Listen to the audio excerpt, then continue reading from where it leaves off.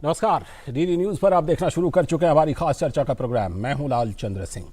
प्रधानमंत्री नरेंद्र मोदी की अध्यक्षता में कैबिनेट ने बुधवार को देश के अन्नदाता किसानों के हित में कई बड़े फैसले किए। खाद पर सब्सिडी से लेकर गन्ने की कीमत में बढ़ोतरी तक के इन फैसलों से किसानों को निश्चित रूप से कई फायदे होने वाले हैं। आज की चर्चा हम इसी पर करेंगे। जुड़ेंगे दो खास विशेषज्ञ मेहमान भी, लेकिन पहले इन्हीं फैसलों पर आधारित देख लीजिए ये विस्तार से रिपोर्ट। बुधवार को हुई केंद्रीय मंत्रिमंडल की बैठक देश के किसानों के लिए कई अच्छी खबर लेकर आई है। एक बेहद अहम फैसले में पीएम प्रणाम योजना को मंजूरी दी गई है और इसके साथ ही 3 सालों के लिए यूरिया सब्सिडी को जारी रखने का फैसला भी किया गया है।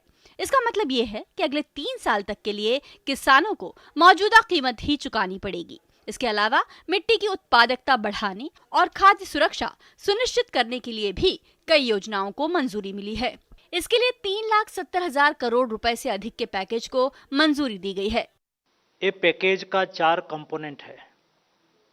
एक है हमारी यूरिया स्कीम, 3 साल के लिए 3,68,000 करोड़ रुपया का प्रावधान किया गया है। पीएम प्रणाम एक ऐसी स्कीम है फर्टिलाइजर का सस्टेनेबल यूज करने के लिए, बैलेंस फर्टिलाइजर यूज के लिए, जो समग्र देश में एक साथ में प्रयास हो उसको सुनिश्चित करने के लिए राज्य सरकार भी उसमें एकदम रुचि के साथ जुड़े, इस उद्देश्य के साथ पीएम प्रणाम योजना लाई गई है। दरअसल मोदी सरकार की योजना है कि देश के किसान उर्वरक का संतुलित इस्तेमाल करें, इसके साथ ही खाद के वैकल्पिक उपायों का भी खूब प्रयोग करें। इसके लिए राज्यों को प्रोत्साहन दिया जाएगा। उर्वरक सब्सिडी से जो बचत होगी उसको राज्यों के साथ साझा किया जाएगा।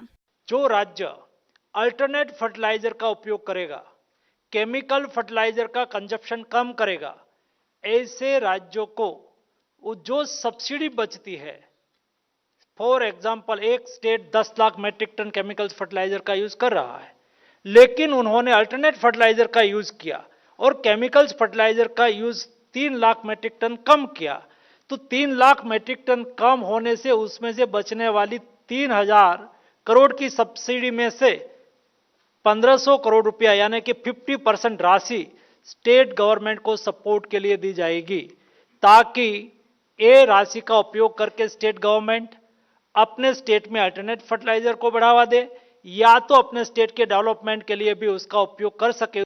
मोदी सरकार ने खरीफ फसलों के एमएसपी को पहले ही बढ़ा दिया था। अब गन्ना किसानों को भी राहत दी गई है। गन्ना पिराई के अगले सत्र के लिए गन्ने के उचित और लाभकारी मूल्य को बढ़ाकर 315 रुपए प्रति क्विंटल करने का फैसला किया गया है। साल 2023-24 सत्र के लिए गन्ने के एफआरपी में 10 रुपए प्रति क्विंटल की बढ़ोतरी की गई है। मोदी सरकार के गन्ने के एफआरपी में बढ़ोतरी के फैसले का फायदा 5 करोड़ गन्ना किसानों को होगा। गन्ने की एफआरपी के जरिए खरीद 1 अक्टूबर 2023 से शुरू होने वाले नए गन्ने के सीजन से लागू होगी। गौरतलब है कि मोदी सरकार जब सत्ता में आई थी तब 2014 और 15 में गन्ने का एफआरपी महज 220 रुपए प्रति क्विंटल था। अगर मैं यूपीए के कालखंड की बात करूं, अगर 2004 से 14 की, तो कुल मिलाकर 2,71,204 करोड़ रुपए की खरीद हुई, वैल्यू जो है उसकी, और 2014 से 2023 तक 7,46,066 करोड़ रुपए खरीद में हुए। आपको याद होगा उस समय के अगर परिदृश्य आप देखें, गन्ना किसानों को सड़कों पर रोक लगानी पड़ती थी, नेशनल हाईवे जाम रहते थे, पैसों का भुगतान नहीं होता था। लेकिन आप पिछले कुछ सालों का अगर देखेंगे, पूरा भुगतान किसानों को किया गया है। अगर मैं पिछले 5-6 सालों की बात करूं तो 99.8%, 99.7% इस तरह से भुगतान हुआ है, और जो बैकलॉग था वो भी क्लियर किया गया। मोदी सरकार उर्वरक के अंधाधुंध इस्तेमाल और खेतों की मिट्टी की सेहत के लिए फिक्रमंद है। यही वजह है कि किसानों को प्राकृतिक खेती करने के लिए प्रोत्साहन तो दिया ही जा रहा है, साथ ही ऐसी योजनाएं बनाई जा रही हैं जिनसे भविष्य में भी कृषि उत्पादकता बढ़ती रहे। और जिससे किसानों की आय बढ़े, साथ ही हमारी खाद्य सुरक्षा भी बनी रहे। साथ ही कैबिनेट ने राष्ट्रीय अनुसंधान फाउंडेशन विधेयक 2023 को संसद में पेश करने को मंजूरी दे दी है। विधेयक राष्ट्रीय अनुसंधान फाउंडेशन की स्थापना का मार्ग प्रशस्त करेगा। ये फाउंडेशन अनुसंधान एवं विकास को बढ़ावा देगा और देश भर के विश्वविद्यालयों, कॉलेजों, अनुसंधान संस्थानों और अनुसंधान और विकास प्रयोगशालाओं में अनुसंधान एवं नवाचार की संस्कृति को बढ़ावा देगा। इसके तहत वैज्ञानिक अनुसंधान को उच्च स्तरीय रणनीतिक दिशा प्रदान करने के लिए NRF नाम की एक शीर्ष निकाय की स्थापना करेगा। 5 सालों के लिए इसकी अनुमानित लागत 50,000 करोड़ रुपए होगी। ब्यूरो इनपुट के साथ शैलेंद्र मिश्र की रिपोर्ट, DD न्यूज, दिल्ली। आपने ये रिपोर्ट देखी और खास तौर पर आज के कैबिनेट के फैसले को कहा जा सकता है कि किसानों के लिए कितने बड़े बड़े फैसले लिए गए हैं। तो इसी पर चर्चा करने के लिए हमारे साथ जुड़ रहे हैं कृष्णबीर चौधरी, जो कि प्रेसिडेंट हैं भारतीय कृषक समाज के, वो हमारे साथ जुड़ चुके हैं। और साथ में शिशिर सिन्हा भी, वरिष्ठ आर्थिक पत्रकार, दोनों हमारे साथ जुड़ चुके हैं। तो मैं चर्चा की शुरुआत सबसे पहले कृष्णबीर चौधरी जी के साथ करता हूं। बहुत बहुत स्वागत कृष्णबीर चौधरी जी। सबसे पहले यही कि हम ये कह रहे हैं कि आज जो कैबिनेट का फैसला हुआ है देश के अन्नदाता किसान के लिए, हम ये कह सकते हैं कि आज कई बड़े फैसले हुए हैं। गन्ना किसानों के FRP को लेकर फैसला हुआ है, खाद की जो उर्वरक सब्सिडी है उसको लेकर बड़े फैसले हुए हैं, PM प्रणाम योजना जो है उसको मंजूरी दी गई है, जिसके अंतर्गत बहुत सारी चीजें आ जाती हैं। एक किसान नेता के तौर पर आज के फैसलों को आप किसानों के कितने फायदे में मानते हैं कृष्णबीर जी? देखिए, पहली बात तो ये है कि जो गन्ना किसानों का FRP सरकार ने बढ़ाया है उसका हम स्वागत करते हैं, क्योंकि समय की आवश्यकता थी। और ये 2023-2024 के जो सीजन शुरू होगा वो अब उसका भाव जो है 10 रुपए क्विंटल सरकार ने बढ़ाया। इसका सीधा सीधा असर देश के 5 करोड़ गन्ना उत्पादक किसानों को मिलेगा जी। इसका सबसे बड़ा लाभ ये है कि प्रदेश सरकारें जो अपना दाम घोषित करती हैं वो ये जो FRP है ये सुनिश्चित कर दिया जाता है कि इतना 10% शुगर रिकवरी तक आपको इतना पैसा देना ही पड़ेगा गन्ना उत्पादक किसानों के। ठीक, ये एक एश्योर्ड प्राइस हो जाता है किसानों को। बिल्कुल। और पूरा अलग अलग प्रदेशें जो सरकारें हैं जो अपना स्टेट एडवाइजरी प्राइस गन्ने का घोषित करती हैं, वो उसी तरीके से फिर वो बढ़ा के अपना दाम घोषित करते हैं। पहली बात तो गन्ने की स्थिति में जो और सुधार होगा आर्थिक रूप से किसान को मजबूती होगी। दूसरा, जो 3,70,000 करोड़ के पैकेज जो है, जिसमें खासतौर से भूमि की उर्वरक क्षमता को सुधार करने के लिए और प्राकृतिक कृषि को जो बढ़ावा देने के लिए बैलेंस यूज ऑफ फर्टिलाइजेशन जो है, जो समय की आवश्यकता है, उसके लिए जो योजनाओं को शुरू किया है और आने वाले 3 साल तक के लिए फाइनल कर दिया है कि 3,70,000 करोड़ का पैकेज इन योजनाओं के लिए कैबिनेट ने आज मंजूरी दी है। तो ये एक स्वागत योग्य कदम है। इससे जब भूमि की उर्वरक क्षमता में जो आज कमी आ रही है वो इसलिए आ रही है कि हमने जो सूक्ष्म तत्वों की कमी आ गई थी भूमि के अंदर, उर्वरक क्षमता कम हो रही थी, उसकी पूर्ति करने के लिए जो योजनाओं को बढ़ावा देने का सरकार ने काम किया है, ये बहुत अच्छी शुरुआत है। इससे उत्पादकता बढ़ेगी, सूक्ष्म तत्वों की कमी को पूरा होने पर उत्पाद। ठीक, लौटता हूं आपके पास। मैं शिशिर का रुख करता हूं। शिशिर, जिस तरह से ये दोनों फैसले हैं, फैसले जो होते हैं दो तरह के, आ रहा हूं आपके पास, लौट रहा हूं कृष्णबीर जी आपके पास। शिशिर, जिस तरह से कि ये 2 फैसले जो हैं, हम जानते हैं कि फैसले जो होते हैं वो 2 तरह से किए जाते हैं। एक तो तात्कालिक लाभ देने के लिए, एक होता है कि भविष्य को ध्यान में रख करके फैसले।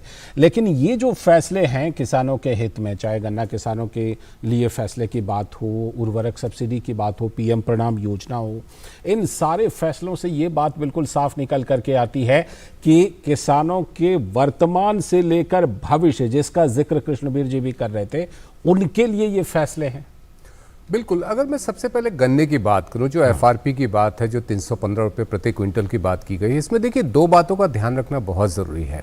कुछ लोग इस बात की भी आलोचना कर सकते हैं कि महज 10 रुपए प्रति क्विंटल की बढ़ोतरी की गई है। जो पिछले साल 305 था, इस साल 315 हो गया। ठीक है। आपको ये समझना चाहिए कि जब बहुत ज्यादा अगर आप इसमें बढ़ोतरी करते हैं तो इसका एक नुकसान ये भी है कि चीनी के दाम बढ़ जाएंगे और उससे असर जो है आपकी महंगाई दर पर भी पड़ेगा।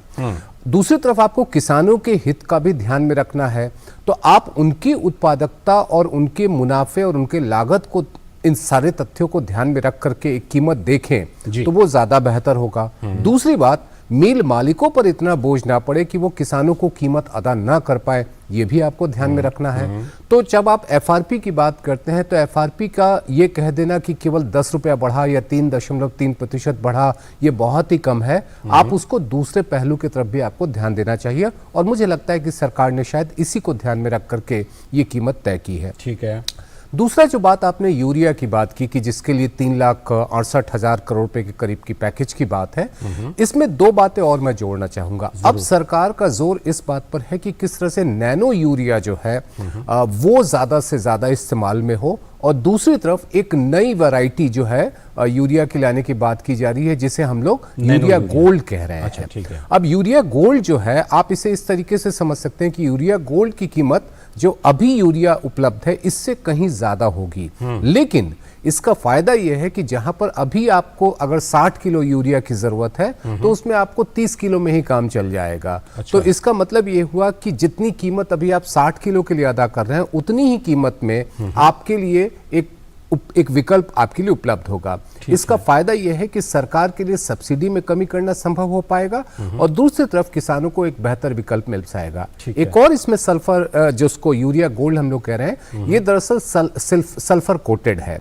अभी क्या होता है कि जब ये यूरिया का डाइवर्जन हो जाता है, वहां पर जब आप सल्फर कोटेड यूरिया को लेंगे तो वो ग्रेन्यूल फॉर्म्स में होगा और उसमें सल्फर बिल्कुल अंदर तक होगा, तो यानी कि वहां पर डाइवर्जन जो है वो यूरिया का नहीं हो सकता है। तो अगर हम लोग पूरे इस पैकेज को देखें तो किसानों के हित की बात तो है, सरकारी खजाने की स्थिति की बात है, ग्राहकों के हित की बात। मैं और ज्यादा इस पर चर्चा करूंगा, आप दोनों हमारे साथ जुड़े रहिएगा। वक्त है एक ब्रेक का, छोटे से ब्रेक के बाद लौटते हैं, फिर इस चर्चा को जारी रखेंगे। पैन से आधार को लिंक करना उतना ही जरूरी है जितना चेहरे से मुस्कुराहट को लिंक करना। जिम्मेदारी को समझदारी से लिंक करते हुए सभी पैन धारक कृपया ध्यान दें। पैन को आधार से लिंक करने के लिए www.incometax.gov.in पर जाएं और लिंक आधार पर क्लिक करें और निर्देशों का पालन करें। ऐसा नहीं करने पर आपका पैन इनऑपरेटिव हो जाएगा। पैन इनऑपरेटिव होने पर पेंडिंग रिफंड्स तथा उन पर इंटरेस्ट प्रोसेस नहीं होंगे। टीडीएस और टीसीएस ऊंचे रेट पर काटे जाएंगे। इसीलिए 30 जून 2023 तक 1,000 रुपए की लेट फीस देकर आप अपने पैन को आधार से ऑनलाइन लिंक कर सकते हैं और आने वाले समय में किसी भी तरह के वित्तीय जोखिम से छुटकारा पा सकते हैं। प्रत्येक आयकरदाता एक राष्ट्र निर्माता।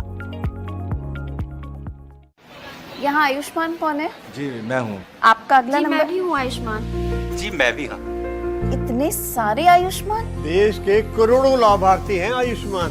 और एक प्रकार से पीएम जय अब गरीबों की जय बन गई है। देश के करोड़ों परिवारों ने आयुष्मान भारत प्रधानमंत्री जन आरोग्य योजना के अंतर्गत 5 लाख रुपए तक का मुफ्त उपचार का वरदान पाया है। अपने परिवार के स्वास्थ्य सुरक्षा की गारंटी के लिए आज ही 14555 पर कॉल करें और अपने नजदीकी सूचीबद्ध अस्पताल या सीएससी केंद्र पर जाकर आयुष्मान कार्ड बनवाएं।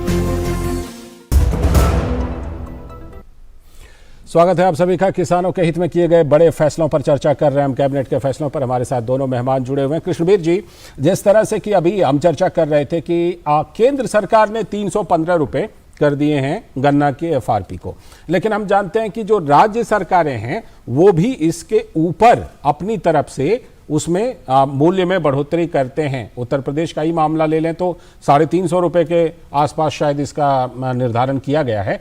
तो ये 315 रुपए कर देने के बाद अब राज्य सरकारों के लिए भी ये आसान होगा कि उस पर वो अपनी तरफ से जितना देना चाहते हैं दे करके और गन्ना किसानों को भुगतान करें उसकी कीमत। लालचंद जी, इसमें यह है कि जो स्टेट गवर्नमेंट्स हैं ये जो एफआरपी केंद्र सरकार तय करती है 10% शुगर की रिकवरी पर है। ठीक है। अब इससे ज्यादा जितनी रिकवरी होती है, 0.1% के हिसाब से जितनी रिकवरी ज्यादा होती है, स्टेट गवर्नमेंट उसी हिसाब से स्टेट एडवाइजरी प्राइस जो घोषित करती हैं जी। उसका सबसे बड़ा लाभ ये है ना, किसानों की वैरायटी में अब सुधार हो रहा है और शुगर की रिकवरी बढ़ रही है, गन्ने की उत्पादकता भी बढ़ रही है और चीनी की रिकवरी बढ़ रही है। इस वजह से शुगर मिलों को कोई परेशानी नहीं है और भुगतान करने की स्थिति में आज सारे ज्यादा मिलों ने भुगतान क्लियर कर दिया है।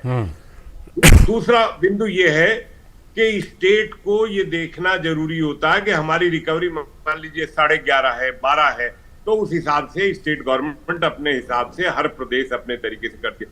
लेकिन ये एक ऐसा मूल्य है जिस पर अगर 9.5% भी रिकवरी होगी तो वो दिया जाएगा 315 रुपए कुंटल किसानों को, चाहे वो कर्नाटक की बात हो, चाहे महाराष्ट्र हो, तमिलनाडु हो। लगभग आप देखिए ना, हरियाणा में भी है एरिया, पंजाब में भी है, तो 8 प्रदेश ऐसे हैं जहां गन्ने की खेती होती है। ये 5 करोड़ किसानों को इसका सीधा लाभ है और एक विशेष तौर पे हम कहें तो उनको पूरी तरीके से ये एश्योर्ड हो जाता है कि हमें इतना पैसा मिल से मिलेगा ही मिलेगा। ठीक है, ये तो है मिल के गन्ने की एफआरपी की बात। दूसरे बिंदु पे मैं आता हूं जी, जो यूरिया की सब्सिडी की बात है। नानो यूरिया जो बनाया गया है और उसकी लागत अगर हम देखें तो आप ये देखिए कि एक बोरी यूरिया का जो किसान दाम करता है, सब्सिडी अलग सरकार देती है, वो 500 रुपए किसान अगर पे करता तो 250 रुपए में एक बोतल मिल रही है किसानों को। और जब आप पहली खुराक देंगे यूरिया की तब तो आप ग्रेन्यूल में देंगे, लेकिन जैसे ही पौधा तैयार होता है तो नानो यूरिया का प्रयोग उसको उतने अच्छे तरीके से है, उसमें उत्पादकता बढ़ जाए। और इसके साथ जो जिंक की, सल्फर की, बोरोन की अभी जो बात कर रहे थे सिन्हा साहब, वो सही कह रहे थे कि विकसित राष्ट्रों के अंदर तो जिंक कोटेड यूरिया भी है, सल्फर कोटेड यूरिया है।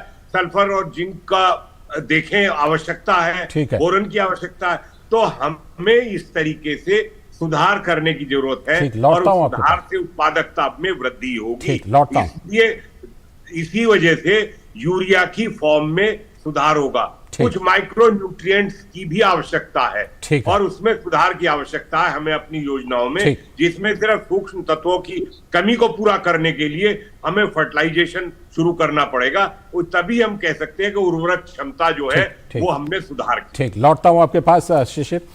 जो बात अभी कृष्णबीर जी कह रहे हैं उन सारी चीजों के समेत पीएम प्रणाम योजना जो है उसमें ये सारी चीजें हैं, और क्या क्या कुछ पीएम प्रणाम योजना में है, जरा मैं चाहूंगा कि उस पर आप जरूर एक छोटी सी चर्चा करें। देखिए, जो बजट में ऐलान किया गया था पीएम प्रणाम का, और उसके पीछे मकसद ये था कि जो रासायनिक उर्वरक हैं उनका एक संतुलित इस्तेमाल हो। ऐसा ना हो कि आप बहुत ज़्यादा रासायनिक उर्वरक दे दें उत्पादकता बढ़ाने के चक्कर में, उससे जो मिट्टी की जो क्षमता है, ज़मीन की जो क्षमता है, उर्वरकता जो है जिसकी उत्पादकता हम लोग कहते हैं, वो कहीं कम ना हो जाए। तो उसको ध्यान में रखते हुए एक संतुलित उत्पादन, संतुलित इस्तेमाल की बात कही गई। इसका एक पहलू जो बहुत ही महत्वपूर्ण है कि जितने ज़्यादा इसमें कमी आएगी, सब्सिडी में कमी आएगी, इसका 50% राज्यों को मिलेगा।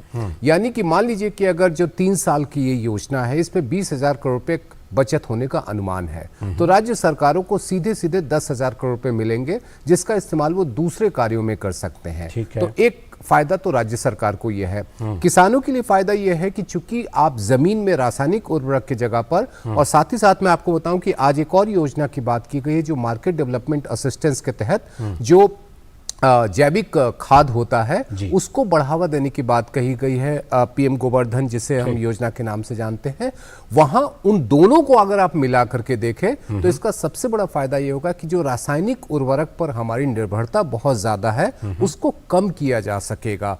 तो एक तरफ आप यूरिया के विकल्प देख रहे हैं, एक तरफ आप जैविक खाद दे रहे हैं, तो जाहिर सी बात है कि बहुत सारे रासायनिक जिसकी वजह से मिट्टी की उर्वरकता पर असर पड़ता है उस पर आप लगाम लगा सकेंगे, और जाहिर सी बात है कि आपकी उत्पादकता में इसका फायदा होगा। मैं और चीज़ों पर लौटूंगा क्योंकि फैसला जो है वो एनआरएफ को लेकर भी हुआ है, उस पर आपसे चर्चा करूंगा। वक्त है एक ब्रेक का, ब्रेक के बाद जब लौटेंगे तो फिर इस चर्चा को बढ़ाएंगे।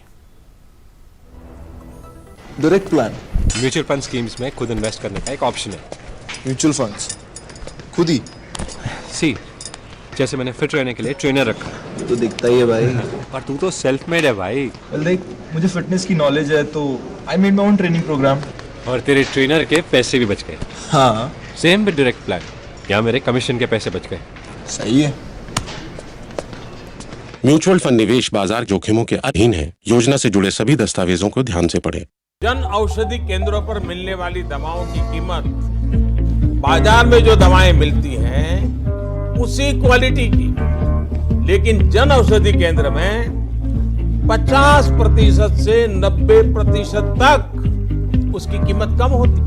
भारतीय जन औषधि परियोजना के अंतर्गत अब तक देश भर में हजारों जन औषधि केंद्र खोले जा चुके हैं, जहां पर 1800 से अधिक दवाइयां और 285 सर्जिकल उपकरण बहुत ही कम कीमतों पर उपलब्ध हैं। अधिक जानकारी के लिए जन औषधि सुगम मोबाइल ऐप को डाउनलोड करें या टोल फ्री नंबर 1800-180-8080 पर कॉल करें।